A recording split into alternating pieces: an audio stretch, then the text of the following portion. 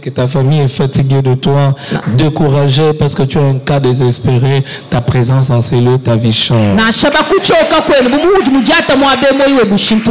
Parce qu'il n'y a rien d'autre qui peut changer la vie de quelqu'un comme la parole de Dieu. Les diplômes ne peuvent pas changer la vie comme la parole de Dieu ne peut le faire. La vie de quelqu'un va changer ce matin au nom de Jésus. Dimanche passé, nous avons vu que Jésus était le seul. Jésus était le... Alors ce matin, nous allons voir que Jésus est le plus grand. Le plus grand de tous. Il n'est pas le plus grand seulement parce que nous le déclarons, mais la Bible dit qu'il est le plus grand. Et pour cela, nous allons prendre notre texte de base dans la lettre ou l'épître aux Hébreux. Une épître particulière. L'épître aux Hébreux, l'écrivain s'adresse aux chrétiens juifs qui subissaient la persécution. Et dans leur persécution, ils étaient en train de se décourager. L'écrivain les encourage, les fortifie dans leur foi. Et pour les encourager, il leur montre la supériorité de Christ. Il leur montre que vous n'avez pas besoin de rentrer au judaïsme. Tout en Christ est plus grand que tout ce qui a été présenté avant. L'écrivain aux Hébreux présente la supériorité de la nouvelle alliance en Christ. La supériorité du sacerdoce en Christ. Et il montre les particularités de cette supériorité. Et nous, pour ce matin, nous allons lire dans Hébreux le chapitre 3. À partir du verset 1er jusqu'au verset 6. Dans cette portion, l'écrivain veut montrer la supériorité de Jésus à Moïse. Moïse représentait beaucoup pour Israël. Aucun prophète n'avait paru en faisant des prodiges et des miracles comme Moïse. Moïse n'était pas seulement un nom. Moïse représentait beaucoup pour Israël. D'ailleurs, pour parler de la loi dans la Bible, on parle de Moïse. C'était le grand prophète. Il a inauguré en Israël l'ère prophétique. Il est la personne par laquelle Dieu a libéré Israël de l'esclavagisme, de l'oppression égyptienne. Lisons à partir du verset 1er. L'écrivain dit ceci. C'est pourquoi, frères saints, qui avaient part à la vocation céleste, considérez l'apôtre et le souverain sacrificateur de la foi que nous professons. Considérez l'apôtre et le souverain sacrificateur de la foi que nous professons. Jésus qui a été fidèle à celui qui l'a établi, comme le fut Moïse dans toute sa maison, car il a été jugé digne d'une gloire d'autant supérieure à celle de Moïse, que celui qui a construit une maison a plus d'honneur que la maison même.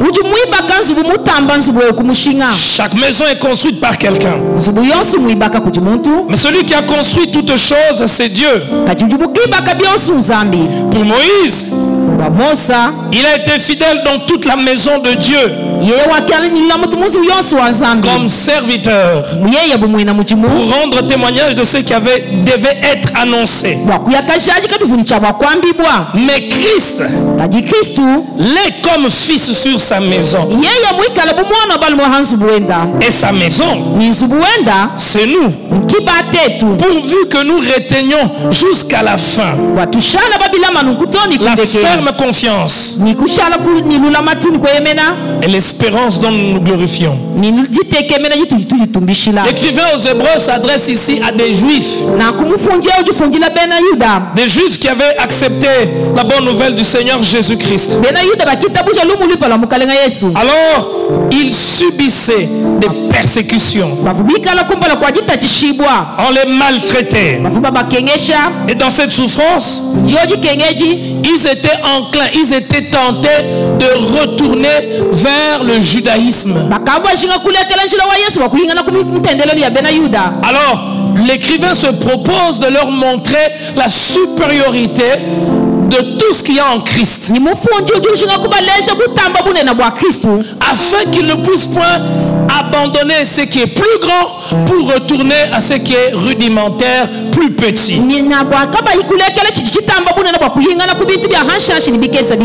Et ici il parle de Moïse, le grand Moïse, le grand prophète qui a marqué l'histoire de leur nation. On ne peut parler d'Israël sans parler d'Abraham et sans parler de Moïse. La plupart des personnages ou des personnes dans l'histoire d'Israël n'ont pas le même poids, la même valeur qu'Abraham et Moïse. Et l'écrivain, en voulant démontrer cette supériorité de Jésus, s'attaque à cette image, à cette icône qu'est Moïse. Moïse a été envoyé par Dieu avec une mission: sortir Israël de l'Égypte. L'écrivain aux Hébreux ici commence aussi par dire: considérez l'apôtre. Un apôtre, c'est un envoyé. Il dit: considérez l'apôtre et le souverain sacrificateur de la foi que nous professons. Cette foi que nous professons, pour que nous puissions la voir, pour que nous puissions posséder cette foi, il y a un envoyé, il y a un apôtre. Cet apôtre, c'est Jésus. Parce qu'au verset 2 il dit: Jésus qui a été envoyé, il est apôtre, il est souverain sacrificateur. Moïse a été envoyé, Jésus aussi est envoyé. Moïse envoyé par Dieu, Jésus aussi envoyé par Dieu. Mais envoyé pour faire quoi? Moïse est envoyé vers des peuples esclaves, dominés par une autre nation pendant plus de 400 ans, sans espoir de sortir de cette oppression et d'être libre. Jésus, il est aussi envoyé vers des esclaves aussi, mais des esclaves dans une condition beaucoup plus pire que les esclaves que Moïse était parti libérer. Moïse est parti libérer des hommes dominés par un système, le système égyptien. C'est vrai que derrière le système égyptien, il y avait des puissances occultes. Mais Jésus est venu libérer des hommes esclaves du péché. Moïse a sorti les gens de l'Égypte, mais il n'a pas pu sortir leur cœur de l'Égypte.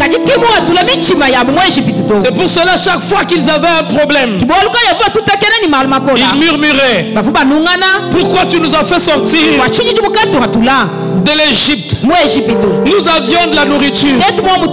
Nous possédions des avantages. Tu veux qu'on puisse nous enterrer ici? Il n'y a même pas de cimetière. Ils sont sortis de l'Égypte. Mais leur cœur n'était pas sorti de l'Égypte. Leur cœur était rebelle. C'est Dieu qui a envoyé Moïse par amour. Parce qu'il avait entendu leurs cris. Il avait entendu leurs larmes. Il avait vu leurs larmes. J'ai entendu les cris de mon peuple. Je suis descendu pour les libérer. Et il envoie Moïse par amour. Et nous voyons que la grande partie de ceux qui sont sortis de l'Égypte ne sont pas entrés dans la terre promise. Ils sont morts dans le désert. C'était un peuple rebelle, un peuple au cœur endurci. Moïse pouvait les sortir de l'Égypte, mais il était incapable d'avoir un impact sur leur cœur. Jésus envoyait apôtres, souverain sacrificateur de la foi que nous professons. Quelle est cette foi que nous professons? Quelle est cette foi? Cette foi que nous professons, c'est que Dieu, dans son amour immense, a pourvu au pardon de nos péchés. Il a donné Jésus-Christ, qui est mort à la croix de Golgotha. Et par sa mort à la croix de Golgotha, il nous a sortis de l'empire où nous étions esclaves. Il n'y avait pas de chaînes visibles, mais les cœurs étaient enchaînés. Le cœur était aveuglé. Jésus nous a libérés, non pas de l'Égypte, mais Jésus nous a libérés de l'emprise du péché et de Satan, de telle sorte que la vraie délivrance, ce n'est pas celle que Moïse a fait, mais la vraie délivrance, c'est celle que Jésus a fait. Parce que cette délivrance est la délivrance du cœur. De telle sorte que ce que Moïse a fait n'était qu'une image, n'était qu'une préfiguration de ce que Jésus allait faire. Tu peux sortir d'une maison dans laquelle on t'a retenu, mais si ton cœur n'est pas sorti de l'esclavagisme du péché, tu es toujours esclave. Tu peux sortir de la pauvreté en ayant un bon travail, en gagnant beaucoup d'argent, mais si ton cœur n'est pas encore libéré, tu es encore malheureux. Tu peux sortir de la honte du célibat, comme dans nos églises nous aimons le dire. Le célibat va s'arrêter. Tu peux sortir de la honte et de l'opprobre du célibat, mais tant que tu n'es pas encore sorti de la honte et de l'opprobre du péché, tu es encore malheureux. Tu peux sortir de la honte et de l'opprobre d'une relation brisée, une relation dans laquelle on est torturé, mais tant que ton cœur n'est pas libéré du péché, tu es encore malheureux. Il n'y a que Jésus seul qui peut libérer complètement un homme esclave, mais libérer à partir de l'intérieur. Jésus n'a-t-il pas dit, ce n'est pas ce qui sort de l'homme qui les suit, mais c'est quoi? Ce qui est en lui. Les vrais esclaves, ce ne sont pas ceux qui ont des chaînes visibles. Les vrais esclaves, ce sont ceux qui sont esclaves dans leur cœur et dans le péché. Il y a une loi que l'on est en train de voter dans notre pays sur la traite de personnes, pour mettre fin à toute forme d'esclavagisme moderne. Les hommes peuvent voter ces lois, mais quel homme peut voter une loi qui peut faire que l'homme soit réellement libre? Jésus est plus grand. il est plus grand. Jésus a été fidèle. Et l'écrivain le dit, il a été fidèle à celui qui l'a été établi. Moïse a été aussi fidèle. Fidèle où? Dans la maison. Jésus était fidèle comme Moïse dans toute sa maison. Et on dit Jésus a été jugé. Dit d'une gloire d'autant plus supérieure à celle de Moïse. D'une gloire d'autant plus supérieure à celle de Moïse. Ici on affirme qu'il est plus grand que Moïse. Moïse est venu servir comme serviteur pour rendre témoignage de ce qui devait être annoncé. Mais le peuple d'Israël n'appartenait pas à Moïse. Il a été établi comme serviteur dans une maison qui ne lui appartient pas. Mais on dit que Jésus, il est venu comme fils, pas comme serviteur. Pourquoi l'écrivain aux Hébreux met en exergue ces deux expressions, serviteur et puis fils? Pourquoi ici il n'utilise pas l'expression serviteur pour Jésus, alors que nous savons que Jésus est venu servir? Il est venu comme serviteur. Il met en exergue ces deux termes, serviteur et fils, simplement dans le but de démontrer la supériorité de Jésus. Moïse, malgré tout ce qu'il a fait, il est venu comme serviteur. C'est-à-dire, il n'a pas un droit. Il a une mission sur la maison qui ne lui appartient pas.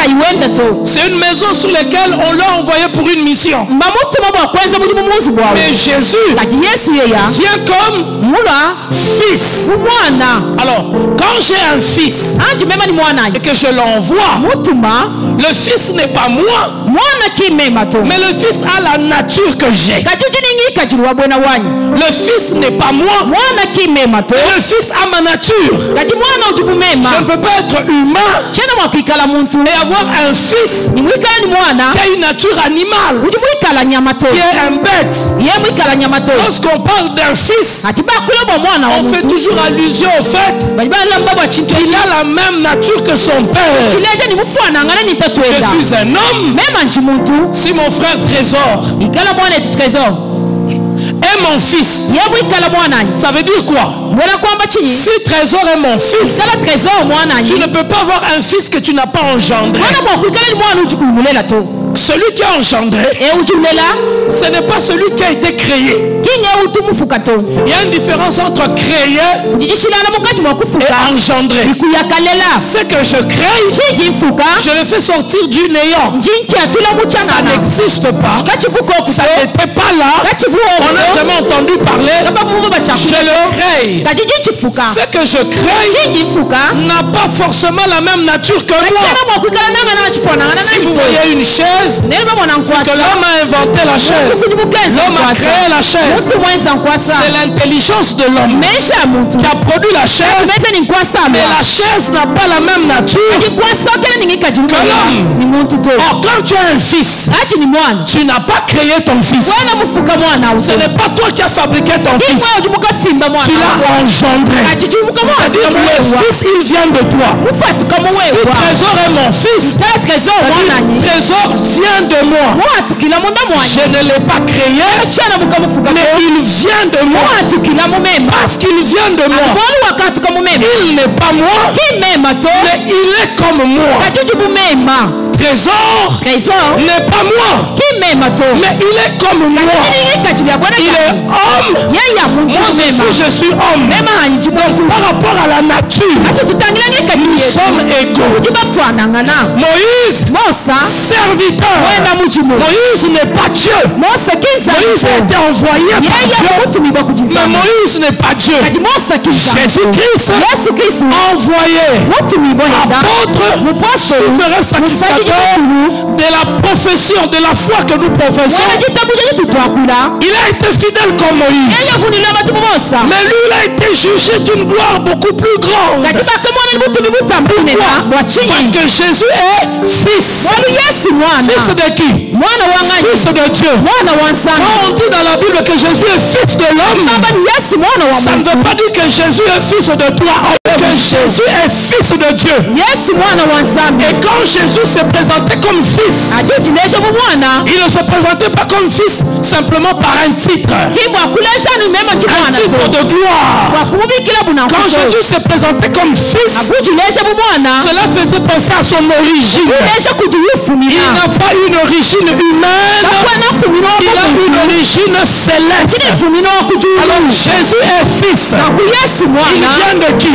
Qui l'a engendré? Jésus vient de Dieu. Il vient de Dieu.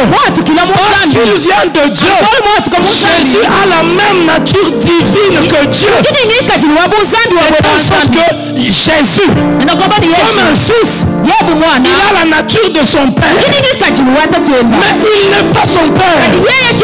Parce que Jésus a été envoyé. Il ne s'est pas envoyé. Qui l'a envoyé? Son père. Il est fils de qui? De son père. Son père est comment? Dieu. Donc lui aussi, comme il a été engendré, pas créé, il est donc Dieu comme qui? Son père. Jésus est plus grand que tous parce que Jésus est Dieu. Il est plus grand que tous les prophètes. Jésus est plus grand que tous les prophètes parce que Jésus est Dieu. Moïse était un homme. La nature de Jésus fait qu'il soit plus grand que tous. Il est plus grand que tout le nom que tu connais. Jésus est plus grand que tous les saints qui ont existé. Jésus, s'il est plus grand que Moïse, il n'y a aucun prophète sur cette terre qui peut être égalé à Jésus. Il est plus grand que tous. Savoir que Jésus est plus grand que tous, qu'est-ce que cela produit dans mon cœur? Cela produit dans mon cœur que la mission pour laquelle il est venu sur la terre, il l'a accompli et il l'a parfaitement accompli. S'il est plus grand que tous, quand il fait les choses, il fait toujours les choses plus meilleures, plus grand que tout ce que les autres peuvent faire. Il est plus grand que tous parce qu'il est fils. Mais il est fils sur quoi? Sur sa maison. Moïse, serviteur, où ça? Dans toute la maison de Dieu. Mais quand Jésus vient, il ne vient pas comme serviteur dans la maison de Dieu. Il vient comme fils. Dans quoi? Dans sa maison. Moïse est venu libérer des gens qui ne lui appartenaient pas.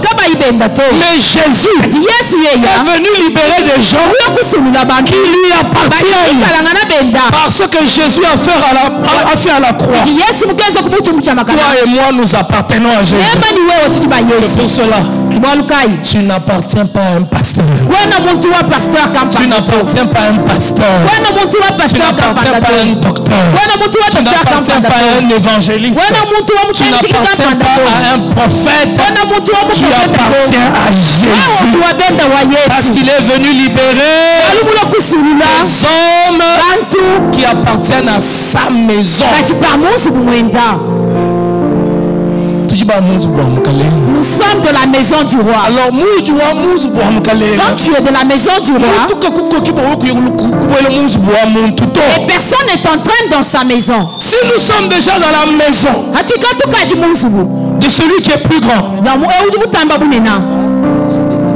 Si tu es, merci, si tu es dans la maison de celui qui est plus grand que tous, alors pourquoi quitter cette maison pour aller dans la maison de ceux qui sont des serviteurs?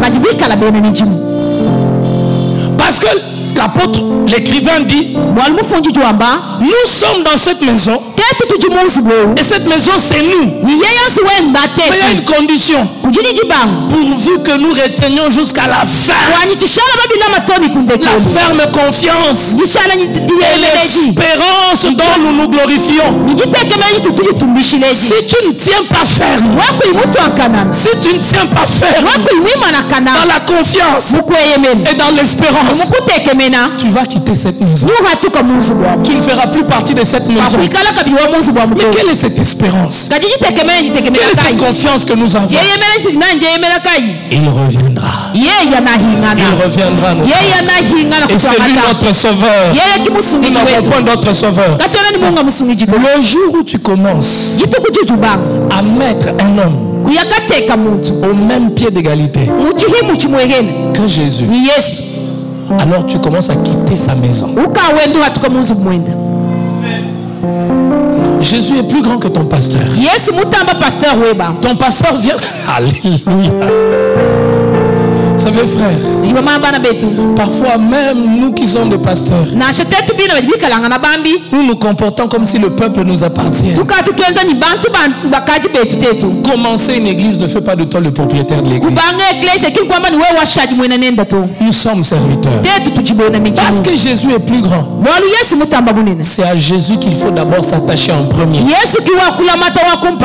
Dans une structure, la véritable loyauté doit être d'abord dirigée à l'autorité la plus supérieure.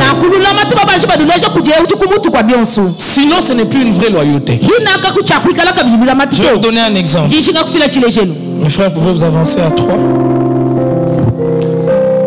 La véritable loyauté ne va être adressée qu'à celui qui est au-dessus, l'autorité suprême. Supposons que nous ayons une entreprise. Lui, il est au dernier échelon. Lui, il est au deuxième. Lui, il dépend. Mon frère Trésor dépend de mon frère Patrick. Le frère Patrick dépend du frère Rabbi. Et le frère Rabbi dépend du frère Emmanuel. Le frère Trésor, il n'a peut-être pas un contact direct avec le frère Emmanuel. Mais s'il est dans l'entreprise, sa loyauté doit être loyale vis-à-vis de Patrick, vis-à-vis de Rabbi et vis-à-vis du frère Emmanuel. Mais sa loyauté vis-à-vis de Patrick ne doit pas être supérieure à sa loyauté vis-à-vis du frère Emmanuel. Parce que la dernière autorité, c'est qui? C'est le frère Emmanuel. Le jour où Patrick fait quelque chose qui est en désaccord avec Emmanuel, lui ne doit pas s'attacher à Patrick. Il doit s'attacher à Emmanuel, parce qu'Emmanuel c'est l'autorité supérieure. Le jour où Rabbi fait quelque chose qui n'est pas correct, il ne peut pas s'attacher à Rabbi. Il doit s'attacher à Emmanuel, parce que l'entreprise appartient à qui? Pas à Rabbi, pas à Patrick, mais à Emmanuel. Ça veut dire dans la société, Rabbi peut partir, la société va rester. Il peut partir, la société va rester, et lui va rester. Lorsque nous sommes dans la foi chrétienne, notre loyauté, elle n'est pas d'abord envers un pasteur, elle n'est pas envers une église. Notre loyauté, elle est d'abord envers Jésus. Jésus qui est plus grand que tous. Parce que si Jésus n'est pas là, Rabbi reste. Il n'y a plus de salut. Il n'y a plus de salut. Parce que les chrétiens, les membres de nos églises ne comprennent pas cela. Ils restent attachés aux églises. Mais le maître, le propriétaire du salut, on n'est pas attaché à lui. Parce que nous regardons l'homme que nous voyons et nous pensons que celui qui est plus grand, Jésus est plus grand que tous. Non seulement parce qu'il est Dieu, mais parce que c'est sa maison. C'est sa maison. Tous les autres bergers qui viennent, ne viennent pas comme des propriétaires. Ils viennent comme Moïse.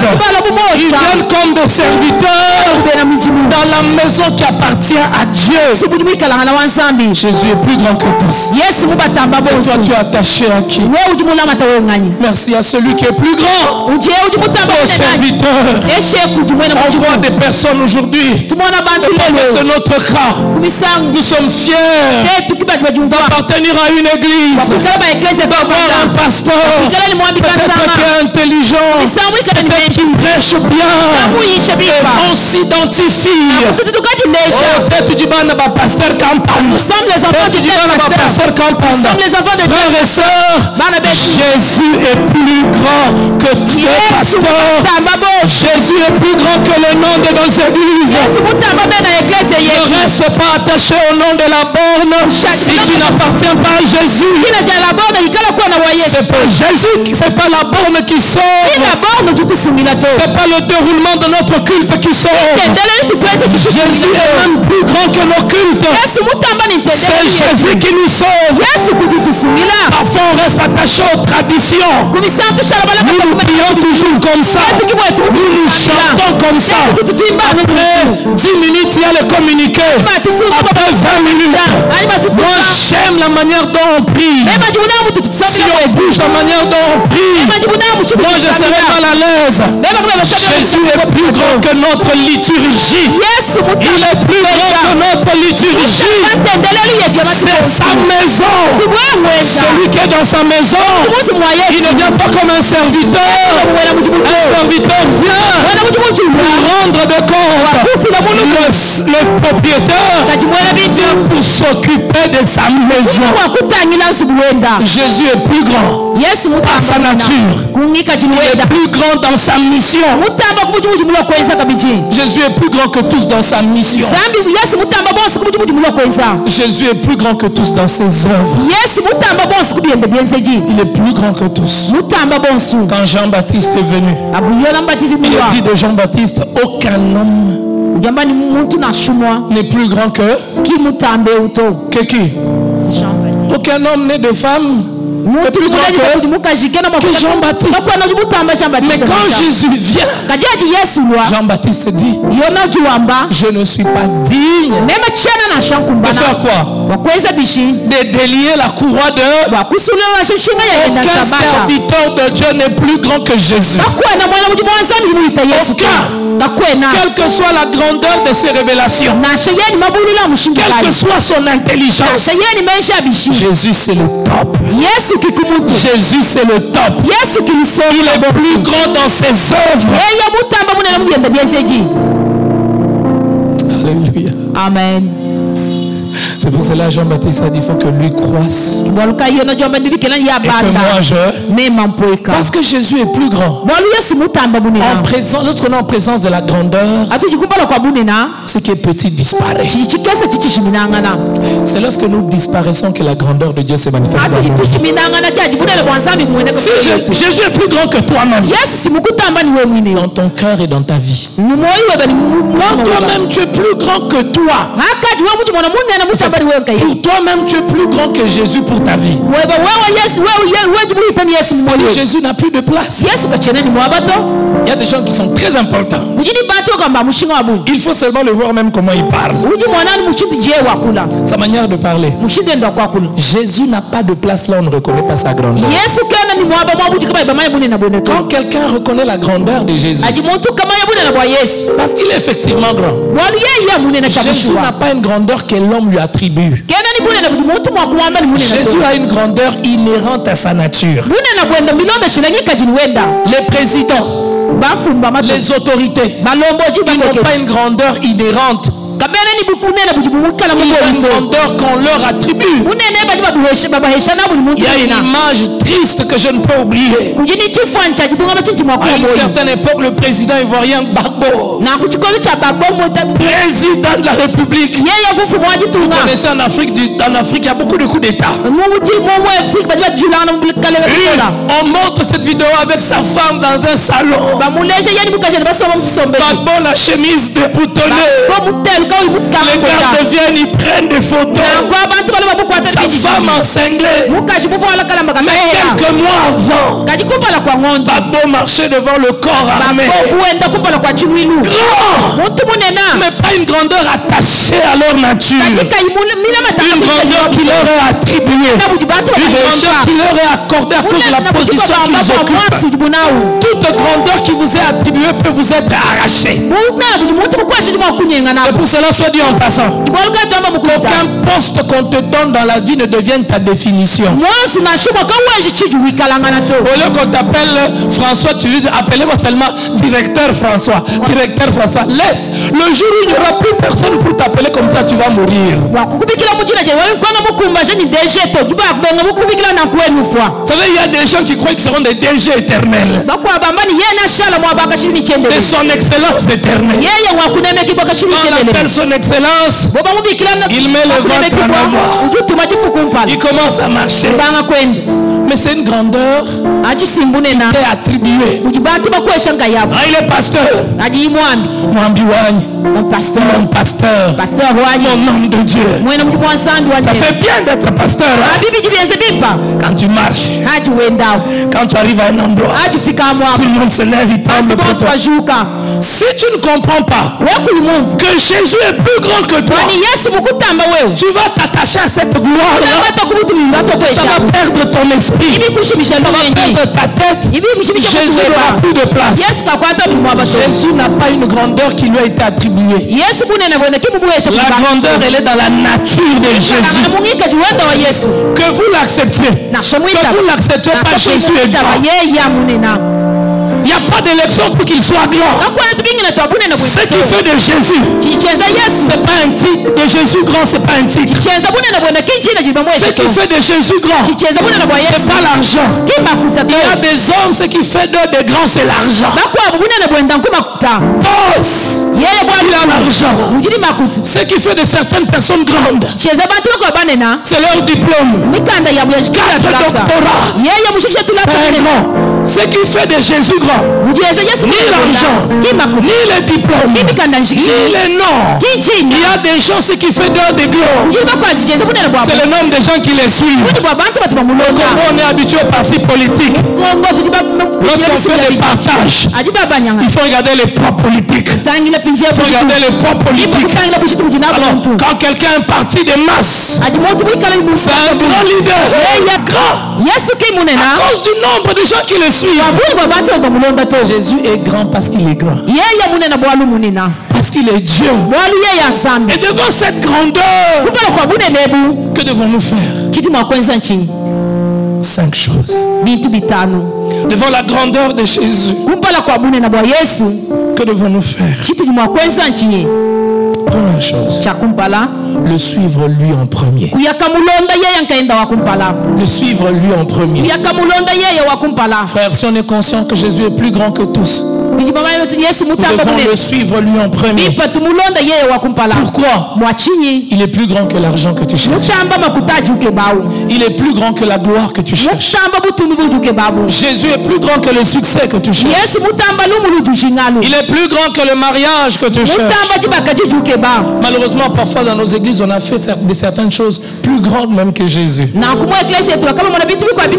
que ces choses sont devenues plus grandes que Jésus. Elles sont devenues notre priorité.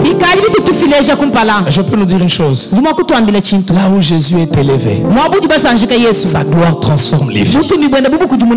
Là où Jésus est élevé, sa gloire transforme les vies. Je vais me surprendre. Jésus n'est pas élevé seulement là où on prie. Celui qui prie lui là, dans son cœur à lui, qu'est-ce qui est plus grand? Il prie, mais ce qu'il demande à Dieu est plus grand même que Jésus. C'est pour cela qu'il y a des gens qui prient et qui ne reçoivent rien. Mais quand tu arrives à cette prise de conscience de la grandeur de Jésus, qui peut te faire dire comme l'apôtre Paul, tout ce qui était pour moi une gloire, je l'ai considéré comme de la boue. À cause de quoi? De l'excellence du Christ, de la connaissance du Christ. Il n'y a plus rien qui a de la valeur pour moi plus que toi. Lorsqu'il est plus grand que toi, il est plus grand que tout. Tu le suis lui en premier. Tu le cherches lui en premier. C'est ce que la Bible nous recommande. Cherchez premièrement le royaume de cieux. Ce que nous cherchons en premier est toujours l'indicateur de ce à quoi nous accordons la plus grande valeur. Qu'est-ce que tu cherches en premier? La gloire, les honneurs, l'approbation des hommes, le mariage, le succès, la gloire.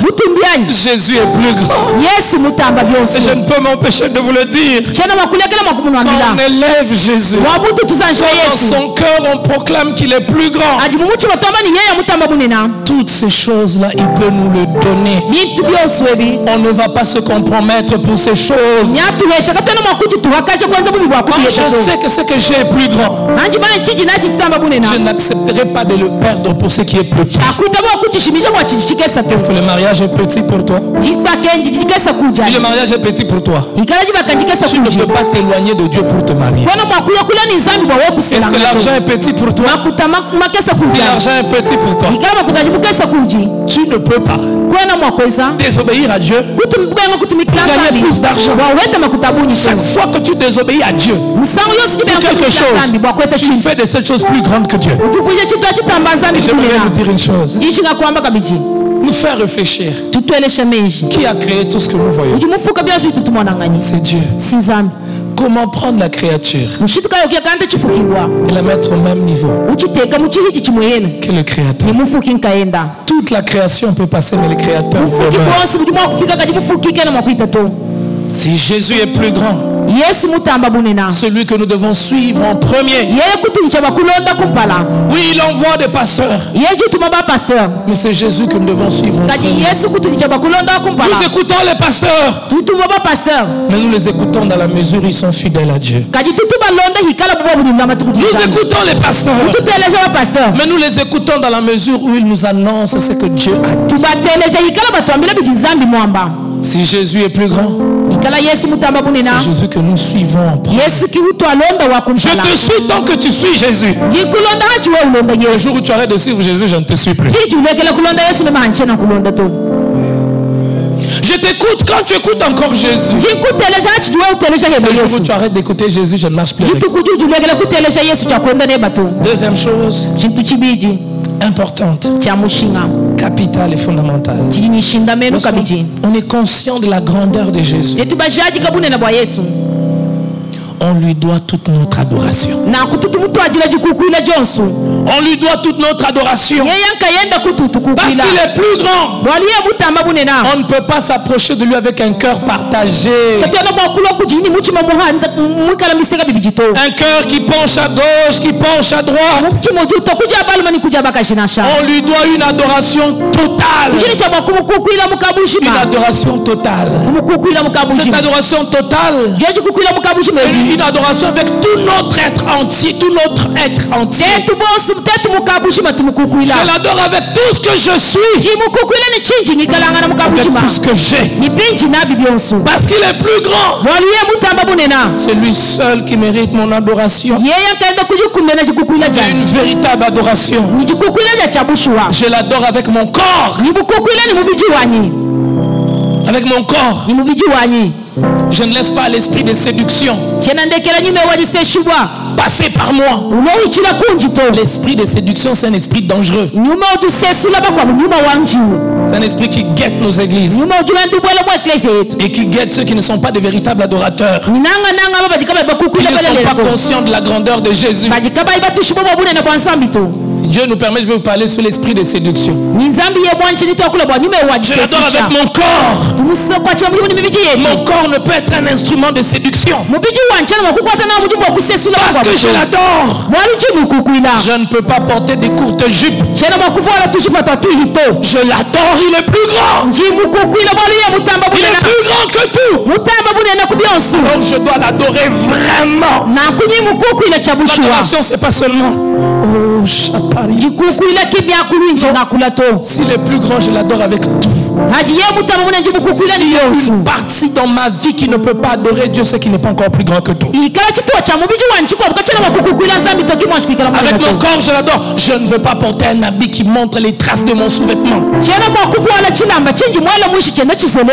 ne veux pas laisser les cordes de mon soutien être visibles. Je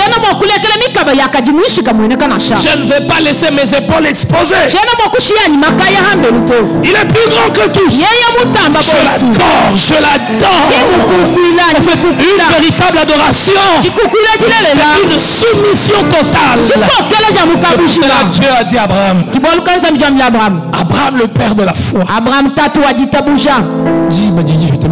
Le temps va plus vite. Dites au temps de s'arrêter. Demandez au temps de s'arrêter, s'il vous plaît. Tant arrête-toi parce que nous avons beaucoup. Il a dit à Abraham, le père de la foi, donne-moi à Isaac.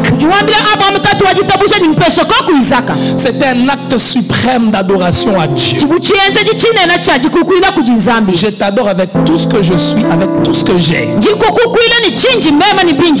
Je t'adore avec mon cœur. Je t'adore avec mes pensées. Même dans mon maquillage, je t'adore. Esprit de séduction ne passera pas par moi par des maquillages excessifs. Je l'adore. Je ne laisserai pas mes formes généreuses séduire les autres. Je l'adore avec mon argent.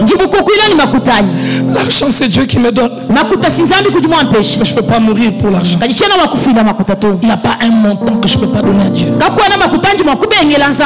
Je vous rassure que si Dieu nous faisait passer tous par la balance, y a-t-il une somme que je ne peux pas donner à Dieu? On va l'adorer. Même par notre bouche. Même quand je parle avec mes amis, ma bouche doit adorer Dieu. Il n'y a que des insultes qui sortent de ta bouche. Tu traites les autres des imbéciles. Il y a des gens qui prient, mais leur bouche c'est toujours injure, injure, injure. Imbécile. Regarde sa tête. Regarde les yeux. Les enfants. Les babanes. Toi tu es vraiment mon malheur. Non. Mais ma bouche elle adore Jésus. Même quand je parle de Fayoulou, j'adore Jésus. Quand je parle de Fatih, j'adore. Parce qu'il y a des gens, quand ils parlent des hommes politiques, comme dernièrement, il y avait des gens qui disaient Kaloulou. Kaloulou, vous connaissez cette période? Il y a des gens qui traitaient de l'autre du lapin au lieu de son nom. Vous connaissez des gens qui traitaient des gens de Kaloulou? Non. Ce n'est pas ça. Même si je ne suis pas d'accord avec quelqu'un, mais j'adore Jésus, ma bouche ne peut pas prononcer des choses qui seront en désaccord avec Jésus. Troisième chose. Troisième chose qui arrive lorsqu'on est conscient que Jésus est plus grand que tous. C'est le servir dans la vérité. Parce qu'il est le plus grand. Comment ne pas le servir? Quand vous êtes en face de quelqu'un qui est grand, qu'est-ce que vous voulez faire? Le servir pour recevoir ses faveurs. Mais Jésus est plus grand. Alors je dois le servir. Je dois le servir. Il est plus grand. C'est lui que je sers. Je ne sers pas l'argent. Je ne sers pas la gloire. Je ne sers pas le succès. Je sers Jésus. Et vous savez, les serviteurs du roi, à de moments, ils reçoivent des avantages qui sont dus au service qu'ils font. Je ne le sers pas pour ces avantages, mais ces avantages sont des conséquences du service. Est-ce que Jésus est plus grand? Est-ce que tu le sers? Tu viens chaque dimanche à l'église, bien habillé, bien parfumé, les cheveux chic. Ah, je me rappelle il y a 10 ans, un petit hangar là où il y a la petite cabine là. Tu voyais des gens venir en bas bouche. On devait dire aux gens, quand vous venez à l'église, il faut venir bien habillé. Il y a des gens qui étaient là à cette époque. Il y a des gens venir en bas bouche les dimanches. Il vient. Mais il vient adorer le roi. Mais on peut avoir des gens qui viennent bien habillés. Ils ne servent pas Dieu. Ils viennent pour se sentir bien. Ils viennent parce que c'est dimanche. Tu ne peux pas être un véritable chrétien, tu ne le sers pas. Il ne fait rien. Pour lui. Je ne dis pas que tu dois venir entrer à la chorale. Je ne dis pas que tu dois venir entrer à l'écodime. Mais tu dois le servir. Tu dois faire quelque chose. Quelque chose, tu ne le fais pas par pitié. Tu ne le fais pas parce qu'un pasteur a parlé. Tu le fais volontairement. Je sers Dieu. J'étais surpris cette semaine, une soeur qui est venue me voir après l'entretien m'a dit, pasteur, moi je vais servir aux toilettes. Même s'il y a des petits détails qui sont restés, on a commencé à utiliser nos toilettes aujourd'hui. Elle m'a dit, pasteur, moi je vais être là. Elle n'est dans aucun département pour l'instant. C'est la première. Elle a mis les produits qu'il fallait pour nettoyer. Il n'y a pas eu d'appel. Il n'y a pas eu d'appel qui veulent servir au toilette. On peut venir bien habillé. C'est cette église que nous devons être.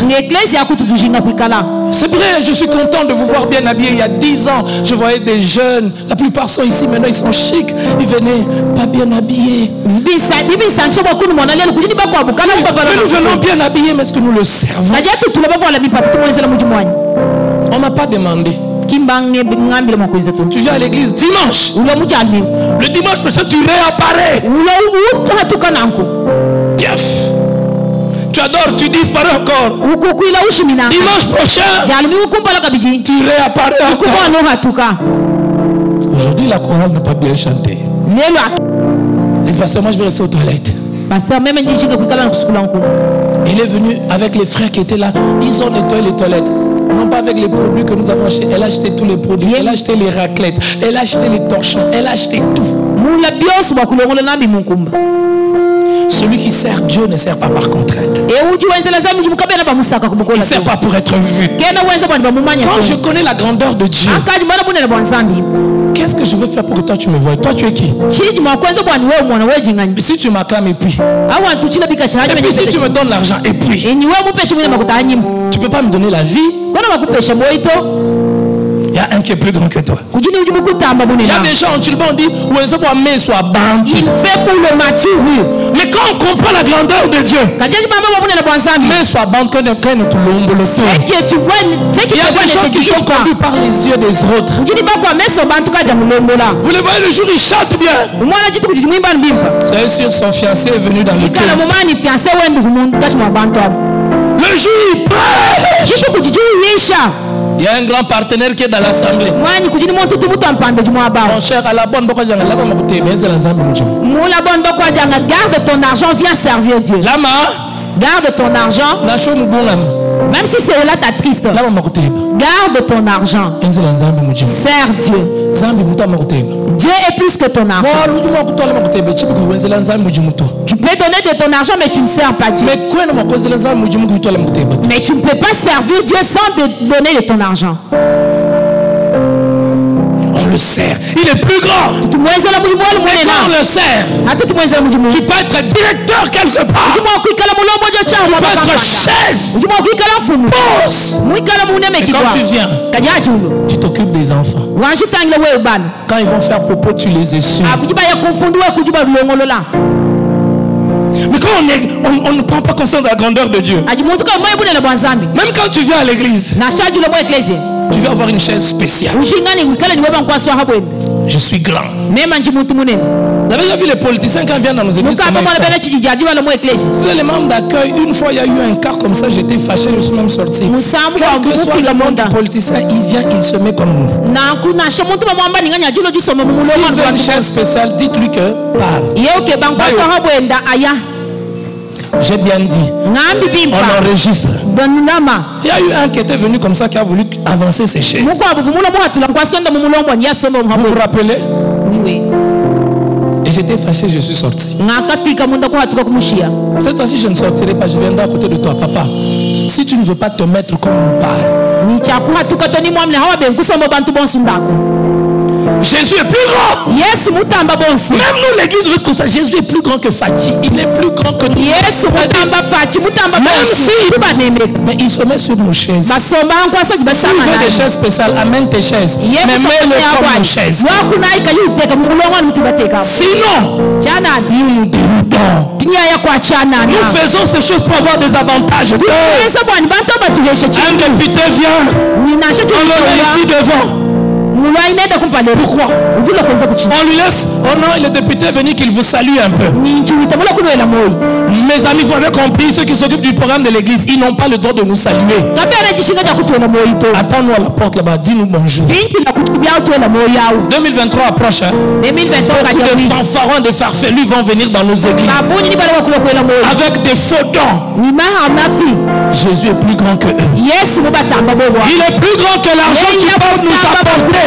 Jésus est là. Et parce que Jésus est plus grand, nous devons faire quoi?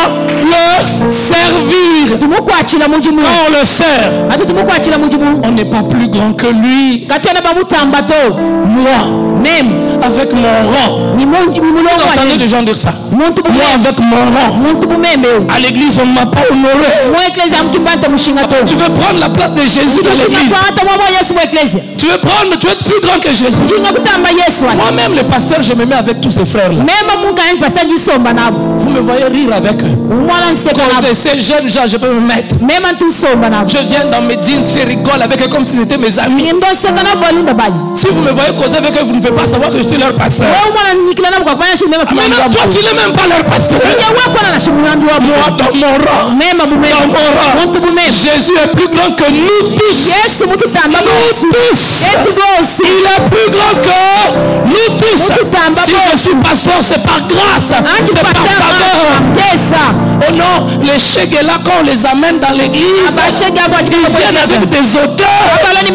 Mon ami, si tu ne supportes pas l'odeur de ces Shegela qu'on a tiré en route, mon ami, lève-toi. Jésus est venu les sauver. Je sais que ce que je dis c'est fort. Oh non, les enfants là, les Shegela, quand on nous met à côté d'eux, il faut quand même, mon ami, laissez-le entrer dans sa culotte. Il n'a pas l'argent pour acheter des pantalons. Laissez-le entrer. S'il te gêne, Jésus est plus grand que toi, il est plus grand que moi. Jésus est mort pour eux. Plus grand, nous devons le servir. Si Jésus est plus grand, nous le servons pour de vrai. Quatrième chose. C'est la quatrième chose. Hein? Quatrième chose. Si Jésus est plus grand que tous, son honneur et sa gloire, c'est notre plus grande priorité. Que Jésus soit toujours honoré. Seigneur, Si dans cette histoire, ton honneur, ta gloire, c'est quoi? C'est quand ma soeur Carole va faire cette chose-là. Même si moi je ne le fais pas. Mais que toi tu sois honoré. Jésus, tu es plus grand que moi. Si ton honneur et ta gloire vont se manifester quand Jean-René va le faire, je peux faire. Il n'y aura plus de place pour des compétitions. Qui est le plus grand? Pourquoi il y a des compétitions? Qui est le plus grand? Il faut que je sois le plus grand. Il faut que je sois celui qui donne des ordres. Merci Papa Pierre. Il faut que je sois celui qui dirige. Il faut que je sois celui qui est vu. Si Jésus est glorifié, même si moi je ne suis pas vu, le plus important c'est Jésus. Parce qu'il est plus grand. Si Jésus est glorifié par le don de cette sœur-là, même si moi je ne le vois pas, je travaille pourquoi? C'est pour sa gloire. Si sa gloire peut éclater par l'autre frère, si c'est cette sœur-là qui est au micro, qui chante, et la gloire de Jésus est glorifiée, mon cœur ne sera pas dérangé. Si elle a chanté que Jésus était glorifié, si c'est cette chanson-là qui glorifie Jésus, j'ai été musicien, je suis chanteur. Je sais ce que ça veut dire être chanteur. Quelqu'un chante un chant, l'église est entraînée, les cœurs se tournent vers Dieu. Mais comme c'est l'autre qui entend, tu as besoin que tu passes vite, et dès que tu passes, tu arrêtes la chanson pour maintenant commencer ta chanson. Entendre ta voix. Si Jésus est plus grand que tous, sa gloire c'est la chose la plus importante. Seigneur, si tu es glorifié par cet enfant-là, c'est important, sois glorifié. Même si moi je ne parais pas, quand tu es prédicateur, tu ne prêches pas. L'autre a prêché, les yeux ont été touchés, les gens étaient touchés. Dès que tu passes pour faire la prière finale, tu commences à introduire aussi des prédications. Tout ça pour retirer un peu de gloire. Mon frère, lorsque nous considérons que Jésus est plus grand que tous, nos gloires à nous disparaissent. Nous prenons nos couronnes, nous les mettons à ses pieds. Que la gloire revienne à Jésus. Même si je suis important, quand je veux me mettre à un endroit, j'exige, saluez-moi, le grand, le pasteur, la flèche, le record de Dieu, le bombardier, le transformateur de Dieu, la bobine de Dieu. Emmanuel Mbia. Là je me lève. On est bien présent. Nous saluons le frère. Il y a même des pasteurs qui ne veulent pas être qu'on les salue frère. Je suis frère Emmanuel. Il y a 10 ans, on m'appelait frère Emmanuel. J'ai envie encore qu'on m'appelle comme ça. Parce que je suis frère. C'est l'honneur de Dieu qui est plus important.